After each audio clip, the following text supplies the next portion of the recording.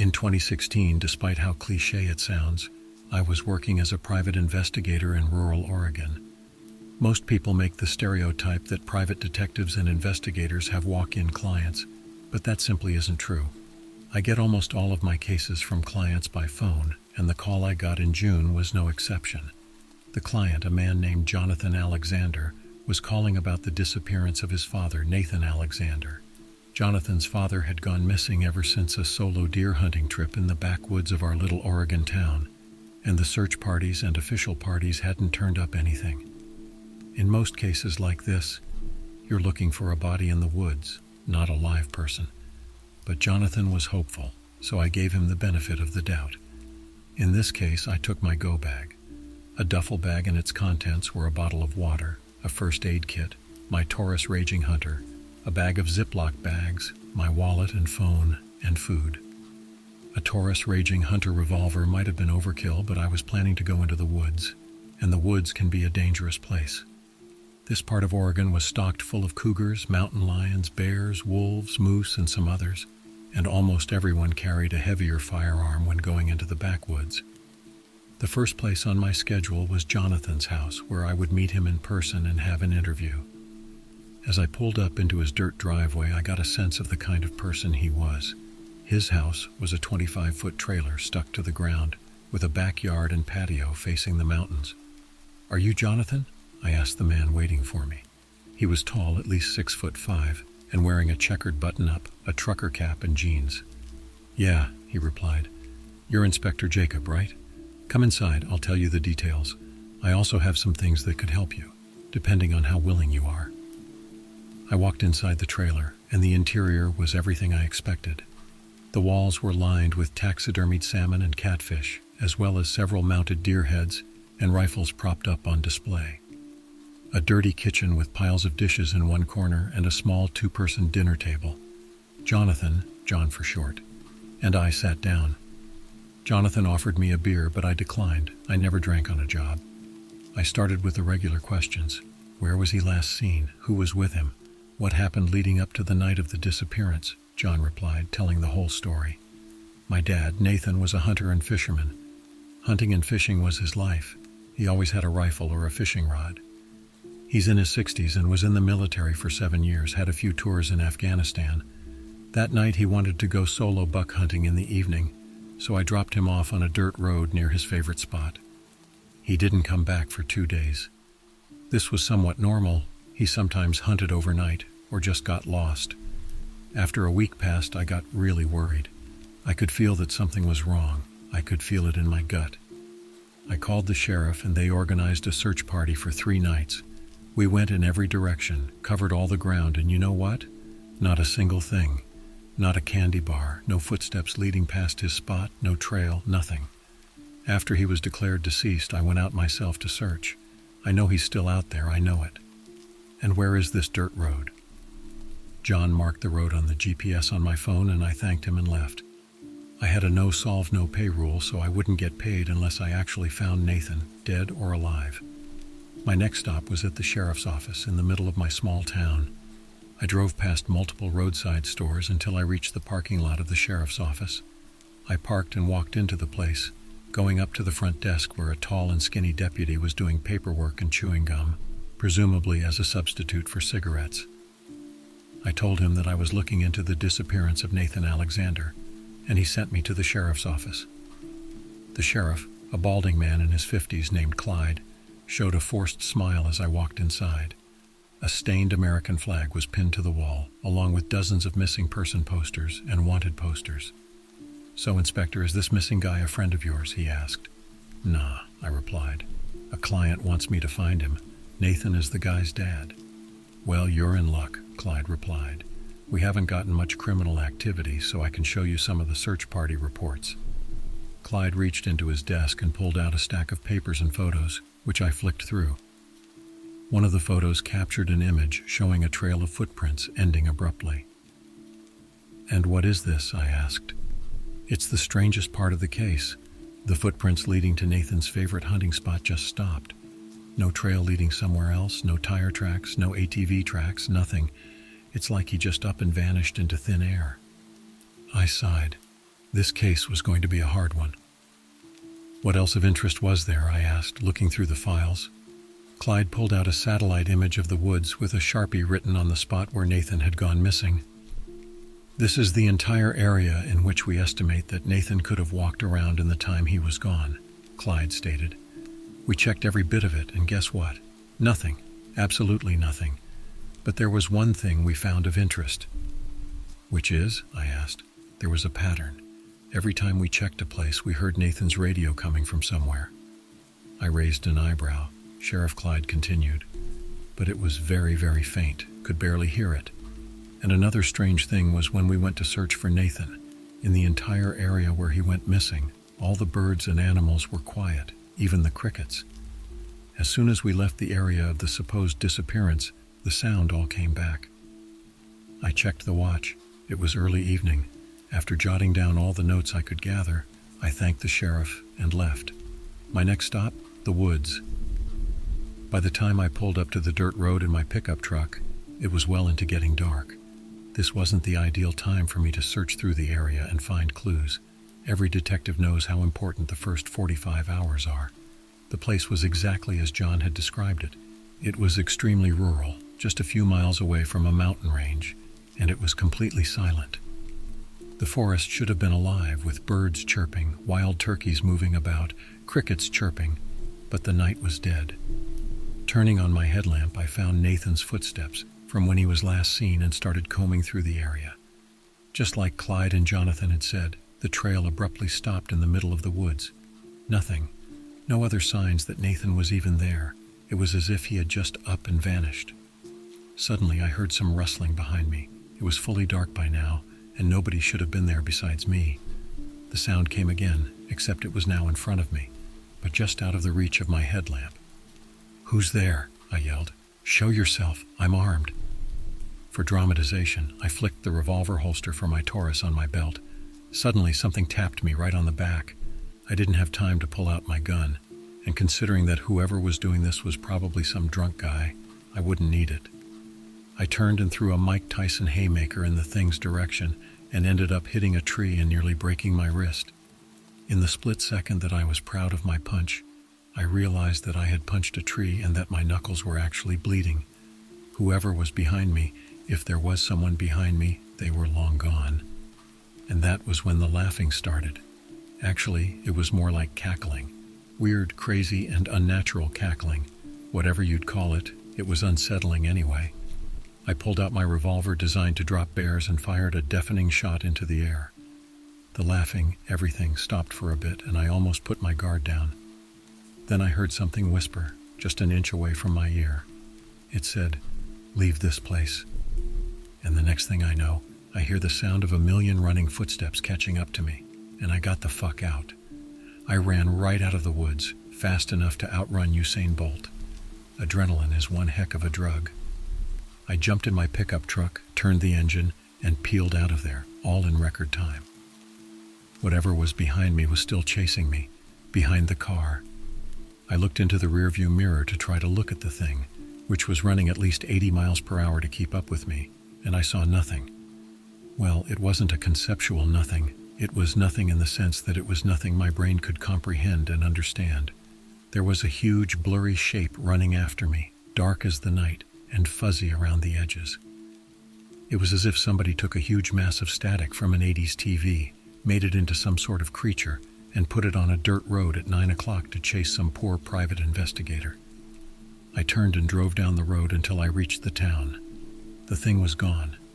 I parked at a gas station parking lot and threw up once my body realized how much running I had done. The next day, I headed to a woman named Meredith's house. I had heard about her from when I was at the bar the night I saw the demon thing by some paranormal junkies who were particularly interested in what I said. Meredith apparently owned a spiritual massage shop at the edge of town, having the shop based on the first floor of her house. She also knew a thing or two about paranormal entities, the occult, monsters, ghouls, and, well, you get the gist. I pulled up into the driveway of her shop and knocked on the door. "We're closed, asshole," somebody, probably Meredith, yelled. I looked at the store hours taped on the front door. Today was a Friday, and according to her probably outdated store hours chart, she was, as a matter of fact, open. "You're open, so stop being lazy," I yelled right back. Meredith groaned and opened the triple-locked door. In person, she was a short Latino woman with long black hair and a hood, wearing a trench coat and jeans, which was totally not suspicious. "What do you want?" she snapped. "What I want is to know what is in those woods. And lady, don't piss me off, I'm still on a hangover. You study the paranormal and supernatural, or am I wrong?" "No, you're not wrong." "Good. Because yesterday I got bullied and chased by some weird demon thing while looking for a missing man in his 60s. Meredith's face went pale.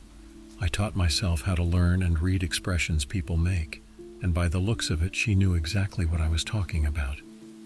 "Come in, I might be able to help you." Like Jonathan's house, I was easily able to tell the interior of the house from the inside. There were plants everywhere on the walls, growing in giant pots on the floor, as well as shelves stocked full of beakers and test tubes, and a few bags full of strange substances. I sat down on a worn-out couch while Meredith assessed my situation. "First of all, who told you about me?" she asked. "Some British fellow named Ron," I said. "But then again, I was drunk, so he might have been a John or Bob." "How did you say this thing looked like?" "Big, dark, blurry. I couldn't actually see it since it was at least 100 feet away, but it was running 80 miles per hour, whatever it was. Huge, must have been over 20 feet big." "Did you look at it directly?" Meredith asked. I answered plainly, "No. I looked at it through the rearview mirror, and even then I couldn't see it well." "Must be why you're alive." "What was that?" I asked. "What you just described is what we in the business call Nagalaku." "Nagalaku," I muttered. "The heck is that?" "No one really knows," Meredith replied. "He, she, whatever Nagalaku is ancient. Has been in these woods for probably over a century, and no one knows where he came from. You said that you were looking for a missing guy, right? Well, Nagalaku probably took him. Nagalaku might eat him, might let him go, might keep him for eternity, I don't know." "Then how do I kill this thing?" I asked. "I need to close this case." "You probably can't," Meredith said. "But whatever you do, don't look directly at Nagalaku, or your mind will literally melt at the unfathomable horror, and you will die. Do not look at it. Don't look at the demon thing," I said. "Gotcha. Do you have, any herbs or materials that will stop Nagalaku from hurting me or doing anything?" "Yes, actually I do. It's white ash blessed by a shaman. If you sprinkle it over yourself or any weapons you have, it should be more effective against any supernatural being."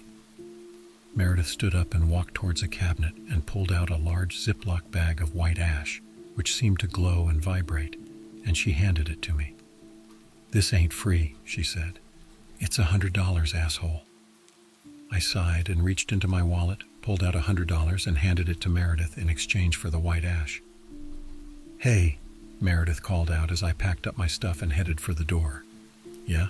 Be careful." Like that was even possible. I got out of there and drove to the gas station where I planned to get my supplies to hunt Nagalaku and find Nathan Alexander. But before that, I needed to fuel up. I bought incendiary rounds for my revolver that the gas station surprisingly sold, and I ordered pineapple pizza while listening to Piano Man by Billy Joel. After I finished up and threw out my garbage, I devised a plan which involved flares, a bottle of vodka, a huge jug filled with gasoline, and a Molotov cocktail. The cashier, a guy named John, seemed very interested in the things I bought from the gas station. He was a tall guy in his 50s with a graying beard, a trucker cap, and an attitude. "What are all these things for?" he asked as I heaved the heavy gasoline tank onto the counter, along with some other flammable and extremely dangerous things. "Oh, nothing," I answered, trying not to sound suspicious, just trying to take care of a pest problem. But John didn't see that as nothing. "You're going into the woods, ain't you?" I was caught off guard at how easily and accurately he knew what I was doing. "Yes," I replied. "Well, I'm off work after this shift, so I'll come with you. Or I could just report to the police that a private investigator is buying suspicious amounts of flammables and gasoline, along with 45 Magnum incendiary rounds for a Taurus Raging Hunter revolver." "You Army?" I asked. "Nah," he replied. "Been in the U.S. Marines, had 2 tours in Afghanistan. I didn't see any reason why John shouldn't come with me, and besides, I could use his military and combat skills, which might be useful. And I wasn't going to carry a 5-gallon tank full of gasoline in the middle of the woods alone. Fine, I said, let's do this. A few hours later, just as the sun was setting, John and I got out of my pickup truck in front of the woods. John had brought his trusty 12-gauge, packed with Dragon's Breath incendiary rounds and a mini flamethrower. John would be my backup and the bait, while I carried the gasoline tank duct taped to an explosive Molotov cocktail. The plan was that we would go to the woods, to the spot where I had last been attacked by the creature, and wait. Once we heard a sign of him, we would both put on our blindfolds to avoid having our souls sucked out by the unfathomable sight of the eldritch cosmic horror. Ready? John asked. Yeah, I said. Just don't shoot me while you have your blindfold on. We walked into the woods in silence, and after a mile or so, I reached the spot where Nathan was last seen. We sat there and waited an hour or so until all the noise suddenly stopped, and I heard the sound of something massive dragging across the forest floor. Put on your blindfold, I said, putting on mine. We can't risk seeing this thing. John nodded, grinned, and put the blindfold on. Whatever it was sounded massive. It said in a demonic and ancient voice, "Leave this place." John and I fired a shot into the direction of the voice, and although my bullet missed by a mile, the old man's shot was a direct hit. Although I couldn't hear it, I saw the light from the blast of fire, sparks and flames coming from the barrel of John's shotgun, and it hit the demon monster. The thing screeched, and we moved back a few steps, still blind, and without warning the ground opened beneath us. What the fuck? John and I fell into the cavern beneath us, 6 feet. You okay? I asked. Never been better, John replied. What is this place? I lifted my blindfold and looked around to see that we had fallen into a subterranean tunnel that led deeper into the earth. Anyone there? Fucking help, a voice screamed, presumably Nathan's based on the circumstances. We ran down the tunnel and searched for Nathan, and we found the man lying on the cave floor with a broken leg. We're gonna get you out of here, I said. I heard a screech come from the entrance to the tunnel as Nagalagu crawled down, breaking the walls. I reached down and picked up the tank of gasoline, had my eyes closed, and waited until Nagalagu was just close enough, my heart beating. Get out! I lit the Molotov, yelled at John to take cover, just as Nagalagu got within a dozen meters of our range. I had previously sprinkled the white ash Meredith had given me on the gasoline tank for extra effectiveness, and so that could kill Nagalagu if the explosion didn't. Nagalagu was only a few meters away from us. I lit the gasoline bomb and threw it, and as it exploded, I grinned. Gotcha, asshole. So the funny thing is, a group of redneck hunters found us later. They had apparently found the hole in the explosion crater and investigated. John and I had suffered some mild burns from the enormous gasoline explosion, but the missing guy, Nathan, came out harmless besides the broken leg he already had. The redneck family dragged us all the way to their pickup truck, then drove us to the hospital, where we both got treated for our injuries. Nathan was found and reunited after a long disappearance, and Jonathan paid me in the thousands with the money I didn't expect him to have. When I went back to the place where Nathan had disappeared and where I had blown Nagalagu high to the sky, I found a very strange, giant, half-human skeleton where I remembered Nagalagu getting blown up. Nathan Alexander was found, and I had killed one of the things that went bump in the night. Case closed. Don't fuck with the woods, kids.